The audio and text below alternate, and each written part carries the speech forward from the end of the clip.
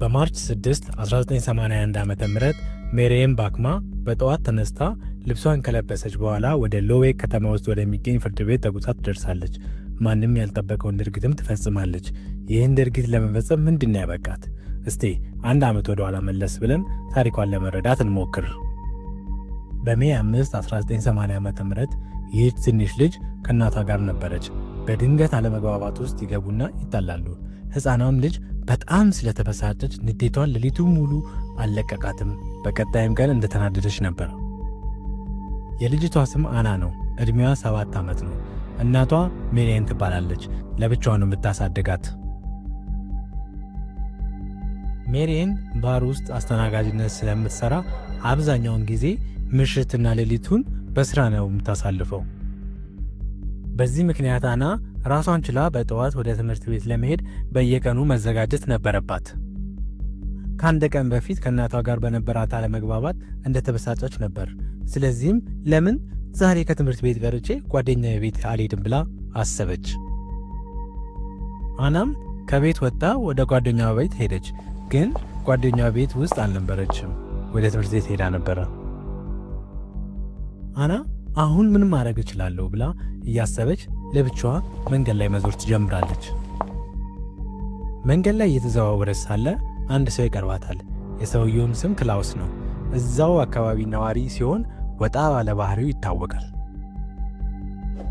ምን እንደተፈጠረ ግልጽ ባይሆንም ሊሆን ይችላል ተብሎ የሚገመተው ነገር ክላውስ ወደ አና ቀርቦ ለምን ወደ ቤት ልውሰድሽና ከድመቶቼ ጋር አትጫወችን ብሎ ይጠይቃታል። አናም እሺ ብላ ተከትላው ትሄዳለች። ክላውስም ቤት እንደደረሱ ነገሮች ሁሉ ወዲያው መቀየር ይጀምራሉ። ከቤት ውስጥም እንዳትወጣ ያደርጋታል። የሚዘገንን ድርጊት ከፈጸመባት በኋላ ጭካኔ በተሞላበት መንገድ አንቆ ይገላታል። የአናን አስክሬን በካርቶን ሳጥን ውስጥ አድርጎ አቅራቢያው በሚገኝ ወራጅ ውሃ አጠገብ ያስቀምጠዋል። የዚያን ዕለት ማታ ለፖሊሶች ስልክ ይደወልላቸዋል። የደወለችውም የክላውስ እጮኛ ነበረች። እሷም እጮኛዬ ትንሽ ልጅ ዛሬ ሳይገል አይቀርም ብላ ለፖሊሶች ታሳውቃቸዋለች። ምክንያቱም በአና ላይ ያደረገውን ሁሉ ነግሯት ነበርና። በንጋታውም ፖሊስ ክላውስን በቁጥጥር ስር ያውለውና የምርመራ ውጤቶችን ማጠናከር ይጀምራል። ከአንድ ዓመት በኋላ ጉዳዩ ለችሎት ይቀርባል። ሜሪየንም ልጇን በእንደዚህ መልኩ ማጣቷ ክፉኛ ገርቷታል። ክላውስንም ለማየት ትጸየፋለች። በችሎቱ ላይ ክላውስ አናን መግደሉን ያምናል። ግን የኔ ጥፋት አይደለም ብሎ ይከራከራል። ምክንያቱም አና እኔን ለማማለት ስትሞክር ስለከለከልኳት፣ እሷም ስለተናደደች ገንዘብ ካልሰጠኝ እንዳይጎዳኬ ለእናቴ ነው ምነግራት ስላለች ነው የገደልኳት ብሎ ለፍርድ ቤት ይናገራል። ነገር ግን ማንም እሱን አላመነውም። ይህን ሁሉ ስለ ልጇ ሲናገር ሜሪየን የንዴትና የበቀል ስሜት ውስጧ ይጋጋል ነበር። ሜሪየን ወደ ቤት ከሄደች በኋላ ምን ማድረግ እንዳለባት ማሰብ ትጀምራለች።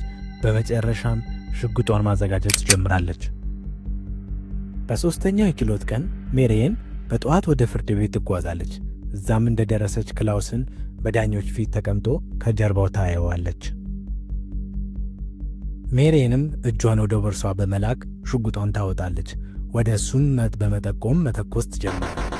8 ጊዜ ከተኮሰችበትም በኋላ 7ቱ ጥይት ይመቱታል። ክላውስም ወደ መሬት ይወድቃል። እዛው ይሞታል።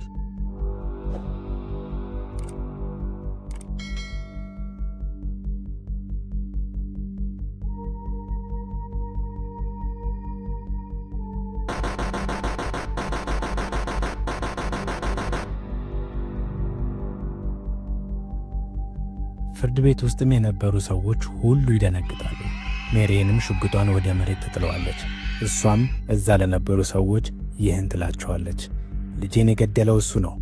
ግንባሩን ነበር ማለት የምፈልገው፣ ግን ከጀርባው መትቼዋለሁ። እንደሚሞት ተስፋ አደርጋለሁ። ይህን ያደረኩት ለአና ነው። ፖሊስም ደርሶ ሜሪየንንም በቁጥጥር ስር ያደርጋታል። ፍርድ ቤትም ቀርባ 6 ዓመት ይፈረድባታል። ከ3 ዓመት እስር በኋላ ይለቋታል። ሜሪየን በድጋሚ ትዳር የመሰረተች ቢሆንም ልጅ ግን አልወለደችም። በመጨረሻ ሜሪየን በ1996 ዓ.ም በጠፋ ካንሰር ምክንያት በሞት ትለያለች። ስጋዋም ከልጇ ከአና ጋር አብሮ ተቀብሯል። አድማጭ ተመልካቾቼ ከልብ እያመሰግንኩ ሰብስክራይብ እና ሼር ማድረግ እንዳትረሱ።